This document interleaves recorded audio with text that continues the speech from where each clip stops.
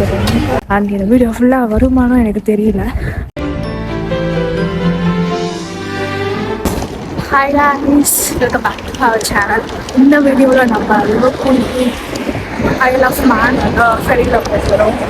இன்னும் 10 minutesக்குள்ளே நம்ம வந்து செக்இன் பண்ணியிருக்கோம். பட் ரொம்ப லேட் ஆகிடுச்சுனால ஸ்பீடாக போய் செக்இன் பண்ணிவிட்டு இந்த vlog தான்.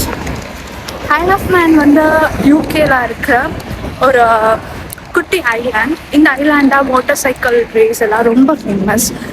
இப்போ சும்மா ஒரு வீக்கெண்ட் எஸ்கேப் மாதிரி ஒரு 2 days வந்து நம்ம ஐல் ஆஃப் மேனை எக்ஸ்ப்ளோர் பண்ண போகிறோம். இந்த ஊர் வந்து ரொம்ப குட்டி, லைக் இங்கே ஊபர் எதுவுமே கிடையாது. ஆனால் ஜஸ்ட் இட்டில் மேபி நீங்கள் ஃபுட்டு ஆர்டர் பண்ணிக்கலாம் அப்படின்ட்டு சாட்ஜிபிட்டி சொல்லிச்சு. எனக்கு இந்த ஊரை பற்றி பெருசாக எந்த ஐடியாவும் இல்லை.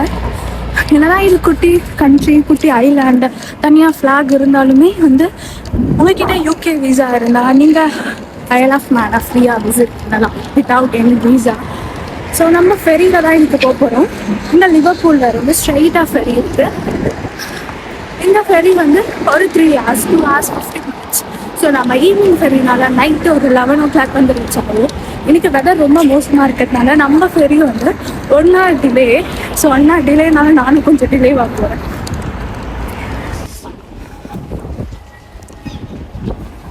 அதுதான் வந்து நம்மளோட டிபார்ச்சர் டெர்மினல்.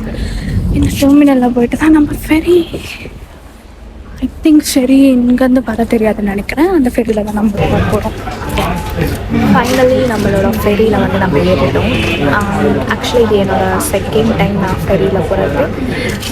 லாஸ்ட் டைம் நான் நார்த்தன் ஐலாண்ட் ஃபெரியில் போயிருந்தேன். அது வந்து ஆல்மோஸ்ட் ஒரு 8.5 hours வந்து ஃபெரியில் ட்ராவல் பண்ணோம். பட் இது வந்து 3 hours கொஞ்சம் குட்டி ஃபெரி தான். பட் இந்த வியூ வந்து அந்த ஃபெரியை கம்பேர் பண்ணுறது ரொம்ப சூப்பராக இருந்துச்சு. ஆக்சுவலாக அந்த ஃபெரி வந்து நாங்கள் ஆஃப்டர்நூன் டைமில் ஐட்டம் போனோம். ஸோ ஆஃப்டர்நூன் டைம் போனதுனால எனக்கு இந்த மாதிரி அழகான சன்செட் வியூ வந்து எதுவுமே கிடைக்கல. ஆனால் இப்படி பெயிண்ட் பண்ண மாதிரி இருக்குது, அழகாக.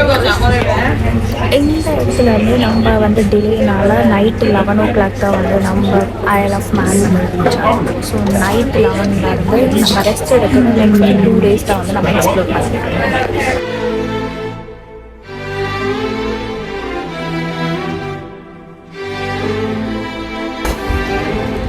Welcome to Isle of Man. So இந்த ஊர் எனக்கு ரொம்ப புதுசு. பட் இந்த ஊர் பார்க்க வந்து எப்படி இருக்குன்னா, நீங்கள் வேல்ஸில் ட்ராவல் பண்ணும்போது எப்படி இருக்குமோ அதே மாதிரி ஒரு வைப் தருது. ஊரும் வந்து பார்க்கும்போது அதே மாதிரி தான் இருக்குது. ஸோ நைட்டு 11 இந்த ஊரில் வந்து என்னென்னா எல்லா கடை, எல்லா ரெஸ்டாரண்ட்ஸ் எல்லாருமே வந்து நைட்டு 10க்கு க்ளோஸ் பண்ணிடுவாங்க. நைட்டு 10க்கு பெருசாக வந்து எதுவுமே கிடைக்கும். ஸோ ஃபுட்டு நம்ம சாப்பிட்றதுனால ரொம்ப ஃபெரியில் சாப்பிடணும்.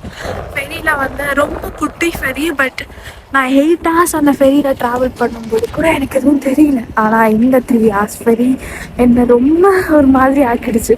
ஸோ என்னால் ஃபெரியில் ஒழுங்காக கவர் பண்ண முடியல. பட் ஃபெரியில் ஒரு குட்டி தியேட்டர், பார், ரெஸ்டாரண்ட்ஸ் எல்லாமே இருந்துச்சு. நான் ஒரு பர்கர் சாப்பிட்டேன். அதை நான் இங்கே ஆட் பண்ணுறேன், அதையும் பாருங்கள்.